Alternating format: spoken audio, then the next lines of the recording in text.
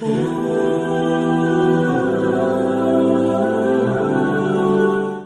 کو پتا ہے کہ سیدنا عمر خود قادسیہ لڑنے کے لیے جا رہے تھے، کیونکہ یرموک سے زیادہ سخت جنگ قادسیہ کی ہوئی ہے۔ اس کی وجہ یہ تھی کہ جو رومن امپائر تھی نا، ان کے آج کی جس طرح آپ سمجھ لیں امریکہ، صدیوں سے وہ ورلڈ چیمپئن تھے، سپر پاور تھے۔ اگر ان کو کوئی چیلنج کرتی تھی تو پرشین امپائر کرتی تھی، لیکن وہ چونکہ چیمپئن تھے، ان کے فوجی مراد کے اور آسانیوں کے عادی ہو چکے ہوئے تھے۔ لیکن جو پرشین امپائر تھی نا، یہ چونکہ عرب کے نزدیک تھی، جس طرح عرب کے لوگ ٹف جنگجو تھے نا ریگستانوں کے، تو جو یہ فارس کے لوگ تھے نا، ایران کے، پرشین امپائر کے، یہ بھی ان کے لیول کے ٹف لوگ تھے۔ بلکہ ان کے پاس تو ہاتھی بھی تھے، عرب کے گھوڑے تو ہاتھی دے کے بھاگ جاتے تھے۔ بڑی مشکل سے پھر مسلمانوں نے 8,500 مسلمانوں کی قربانی سے قادسیہ جیتی گئی ہے۔ وہ آپ عمر سیری سر دیکھیں تو آپ کو پتہ چلے قادسیہ کیا ہوئی ہے۔ تو نہج البلاغہ میں مولا علی کا ایک خطبہ موجود ہے، جو میں نے جو ہے مسئلہ 162A میں بیان کیا تھا، کلپ لاکھوں لوگوں نے دیکھا ہے، خلفائے ثلاثہ کی شان میں مولا علی کے خطبات، 5 خطبات۔ ان میں سے اب یہ شیعہ کی کتاب کے اندر خطبہ موجود ہے، سنی تو ویسے ہی مانتے ہیں کہ حضرت عمر نے مشورہ لیا کہ میں قادسیہ کے لیے خود جانا چاہتا ہوں، بڑی جنگ ہے، میں خود لیڈ کروں۔ لیڈ کرنے سے یہ ہوتا ہے کہ پھر وہ نچلے لوگوں کا مورائل بلند ہوتا ہے۔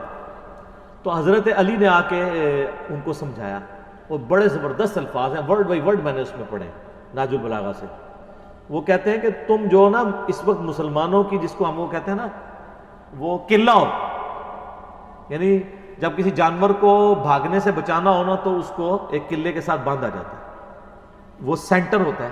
قلعہ قائم ہے تو جانور قائم ہے، قلعہ اکھڑ گیا تو گیا۔ تو ان کا تم مسلمانوں کا اس وقت سینٹر ہو، اگر تم مارے گئے تو پیچھے مسلمانوں کی جمعیت بکھر جائے گی، تم اپنی جگہ کسی اور کو بھیج دو۔ سعد بن ابی وقاص کو بھیجا گیا رضی اللہ تعالیٰ عنہ۔ خدا نہ خواستہ ہم نے شکست کھائی اس جنگ قادسیہ میں، تو ہم پیچھے سے اور کمک روانہ کر دیں گے عرب کے لوگوں کو جمع کر کے، تو پھر ایک اور مارکا لڑ لیں گے۔ کم از کم تم پیچھے ہوگے تو لوگوں کو جمع تو کر سکو گے، ورنہ مسلمانوں کو تو پہلی فکر یہ پڑ جائے گی خلیفہ ہی مارا گیا۔ جیسا کہ غزوہ احد میں نبی علیہ السلام کی شہادت کی خبر مشہور ہوئی تھی تو صحابہ میں بھگدڑ مچ گئی تھی۔ تو حضرت عمر نے یہ مشورہ قبول کیا، تو سیدنا عمر نہیں گئے۔ سیدنا عمر کی ایک عادت تھی کہ وہ جتنے سینئر صحابہ ہیں نا، ان کو تھنک ٹینک کے طور پہ اپنے ساتھ رکھتے تھے۔ اس لیے آپ دیکھیں سعد ابن ابی وقاص نے جیسے ہی فتح کیا نا پرشیا، انہوں نے واپس بلا لیا کہ تمہارا مدینے میں ہونا ضروری ہے۔ ابو عبیدہ ابن جراح نے یرموک میں جب کامیابی حاصل کی تو ابو عبیدہ کو خط لکھا کہ واپس آ جاؤ، وہ تو طاعون کا مرض ہوا تو وہ شہید ہو گئے وہیں پہ طاعون کے مرض میں۔ تو سیدنا عمر جتنے سینئر اصحاب تھے نا، ان کو اپنے ساتھ مدینے میں رکھتے تھے تھنک ٹینک کے طور پہ کہ ان کے مشوروں سے چلنا ہے۔ یار دوسرا ان لوگوں نے اپنی زندگی میں تھوڑی جنگیں لڑی ہوئی تھی۔ خیبر آگ وہ کس نے جتوایا ہے؟ مولا علی نے۔ خندق پہ کس نے فرنٹ سے لیڈ کی ہے؟ مولا علی نے۔ بدر میں 20 سے زیادہ کافروں کے سردار کس نے قتل کیے ہیں؟ مولا علی نے۔ احد میں بھی۔ تو اتنی جنگیں تو لڑ چکے ہوئے تھے۔ خلفائے راشدین کے دور میں ان کا جنگ لڑنا کوئی ضروری نہیں تھا، ان کی تو پوری زندگی جنگوں سے عبارت تھی۔ اپنی زندگی کا گولڈن پیریڈ انہوں نے جنگوں میں، یار جوانی تو سب کو پیاری ہوتی ہے۔ حضور کی وفات کے وقت حضرت علی کی عمر پتہ کتنی تھی؟ 34 سال۔ اور جتنی آپ جنگی کارنامے سنتے ہیں وہ 34 سال سے پہلے کے تھے۔ میری 42 سال ہونے والی ہے، آپ اندازہ کر لیں۔ 34 سال میں خیبر ہو چکی ہوئی ہے۔ تو خیبر کب لڑی گئی؟ جب حضرت علی کی عمر 28 سال تھی، آلموسٹ 28 سال کی عمر میں انہوں نے ابن عبد الواد کو قتل کیا، جو 100 بندوں سے اکیلا لڑ لیتا تھا۔ مرہم کو قتل کیا ہے خیبر میں، ابن عبد الواد کو خندق میں، اور خندق تو اس سے بھی پہلے ہوئی ہے۔ تو حضرت علی چونکہ تھنک ٹینک تھے، یعنی انٹیلیجنشیا آپ کہہ لیں۔ حضرت عمر کے دور میں چیف جسٹس تھے حجاز کے،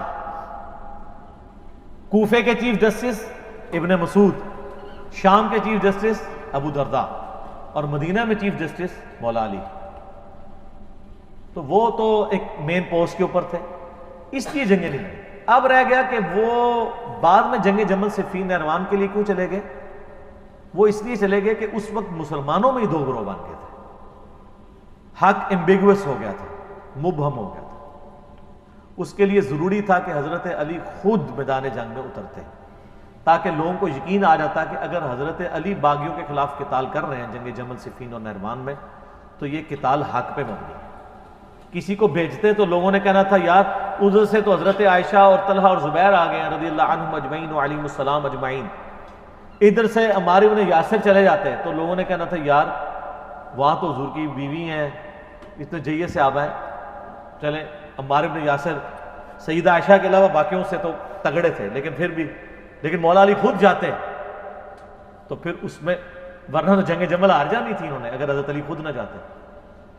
عبداللہ ابن سلام ویسے گھوڑے کے آگے آگے کھڑے ہو گئے تھے، کہا تھا امیر المومنین آپ کو مدینہ نہیں چھوڑنا چاہیے، مجھے خطرہ ہے آپ مدینے سے نکل گئے پھر قیامت تک دارالخلافہ مسلمانوں کا مدینہ نہیں بنے گا۔ حضرت علی کو بھی اس بات کی، لیکن انہوں نے کہا کہ بات یہ ہے کہ اگر میں نہیں جاؤں گا تو یہ جو فتنہ ہے یہ اس سے بڑا فتنہ ہے جس کو دبانا ضروری ہے۔ تو پھر سیدنا علی وہ کہتے ہیں جی کوفے دارالخلافہ شفٹ کر دیا تھا، آپ مدینے میں رہنے دیتے تو مدینے میں رہتے نا۔ قصاص عثمان کے لیے آپ مجھے پاکستان میں بتائیں، یہاں پہ بھی دھرنا دینے والوں کو اتنی تمیز ہے کہ دھرنا کدھر دیتے ہیں؟ پشاور میں دیتے ہیں، کراچی میں، اسلام آباد میں؟ کیوں؟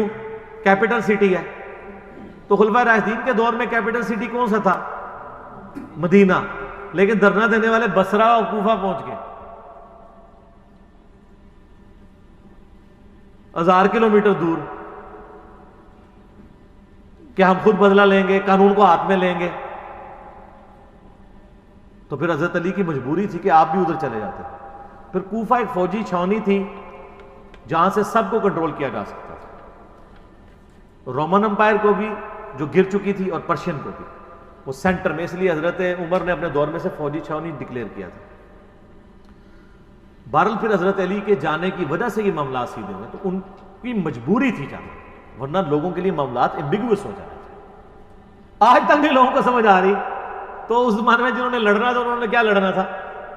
صحیح بخاری میں موجود ہے نا، حضرت عمار بن یاسر کو مولا علی نے بھیجا، بخاری کے الفاظ ہیں، وہ ممبر کی نچلی سیڑھی پہ بیٹھے اور حسن ابن علی کو اوپر والی سیڑھی پہ رکھا تاکہ سب لوگ دیکھ لیں جنتی نوجوانوں کا سردار بیٹھا ہوا ہے، مولا علی کا بچہ، اور کہا لوگوں اللہ نے تمہیں آزمایا ہے، ایک طرف دنیا اور آخرت میں تمہارے نبی کی بیوی ہیں، رسپیکٹ کم نہیں کی، آخرت جنت میں بھی عائشہ حضور کی بیوی ہیں، لیکن اللہ نے تمہیں آزمایا ہے کہ تم عائشہ کی اطاعت کرتے ہو یا اللہ کی اطاعت کرتے ہو، کیونکہ اولو الامر منکم اس وقت مولا علی ہیں اور ان کی اطاعت اللہ کی اطاعت ہے، اطیعوا اللہ واطیعوا الرسول واولی الامر منکم۔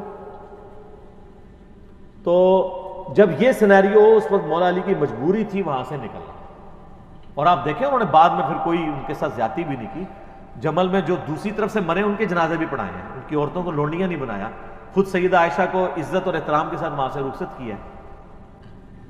تو یہ کہنا کہ حضرت علی نے جنگیں نہیں لڑی ہیں، حضرت علی نے تو آپ کو سپر پاور بنوایا ہے، ٹھیک ہے، اس کے بعد بھی سب کچھ بنا کے آپ کے حوالے کیا ہے، تو آرٹیکل پھر بھی سامنے آ گیا، اور جب برا وقت آیا پھر بھی حضرت علی کے گاٹے فٹ ہوا ہے، اور الٹیمیٹلی ان کو بھی شہید کر دیا گیا۔ میں اس سوال کے جواب کے اینڈ پہ وہ حدیث بیان کروں گا جو المستدرک للحاکم میں موجود ہے، سنن نسائی الکبریٰ کے اندر موجود ہے، میں نے اپنے ریسرچ پیپر میں بھی ڈالی ہے کربلا والے، کہ نبی صلی اللہ علیہ وآلہ وسلم نے فرمایا اے علی تیری مثال میری امت میں قوم سمود کی اونٹنی کی سی ہے، جس طرح قوم سمود نے صالح علیہ السلام کی اونٹنی کو قتل کیا تھا تو اللہ کا عذاب آ گیا تھا، اگلے زمانوں میں سب سے بڑا بدبخت وہ تھا جس نے اونٹنی کو قتل کیا، اور میری امت کا سب سے بڑا بدبخت وہ ہوگا جو اے علی تجھے قتل کرے گا اور تیری داڑھی کو تیرے سر کے خون سے رنگ دے گا۔ استغفر اللہ واتوب الیہ۔ تو مولا علی کی شہادت کے بعد جس طرح قوم سمود کی اونٹنی مری تھی تو قوم سمود پہ عذاب آیا تھا، حضرت علی کی شہادت کے بعد بھی امت پہ عذاب آیا کہ آج تک دوبارہ اسلامی نظام قائم ہی نہیں ہو سکتا۔ آج آپ جتنی حکمرانوں کو گالیاں نکالتے ہیں اور آپ جناب 1400 سال سے دعا مانگ رہے ہیں اللہ عمر جیسا حکمران نصیب فرما، تھوڑی دعا ہوں تک نہیں قبول ہو رہی ہے، اسے کام بھی بڑا بڑا پایا ہے، بہت بڑا جرم آپ نے کیا ہے۔ تو لیکن اب آپ دیکھیں تبدیلی آ رہی ہے، اب لوگوں کو یہ پتہ لگنا شروع ہو گیا کہ واقعی یار کام ڈالا ہے، اور یہ تبدیلی اسی دور میں کیوں آئی ہے، پہلے تو یہ نہیں تھی۔ اب یعنی بچہ جو ہے وہ جبل صفین نہروان ڈسکس کر رہا ہے، ہمارے تو ابوں کے علماء کو بھی نہیں تھی پتا۔ کیوں؟ اسلام کی دہشت ثانیہ کے لیے ضروری ہے کہ امام مہدی کے آنے سے پہلے لوگوں کو جبل صفین نہروان سمجھ آئے اور اہل بیت کا مقام سمجھو، ورنہ جب آ کے حضرت امام مہدی کی یوٹیوب پہ ویڈیوز چڑھنی ہے کہ علی حق پہ ہے تو انہوں نے کہنا یہ شیعہ ہے، تو کہاں سے ان کی بیعت کرنی ہے؟ ان سے پہلے ہی کام ختم ہو چکا ہوگا ہماری ویڈیوز کی برکت سے، یا جدھر ہوگا۔ آپ عرب میں چلے جائیں، عدنان ابراہیم ہے، سنی ہے، اکیلے بندے نے تل پٹ کر کے رکھ دی ہر چیز،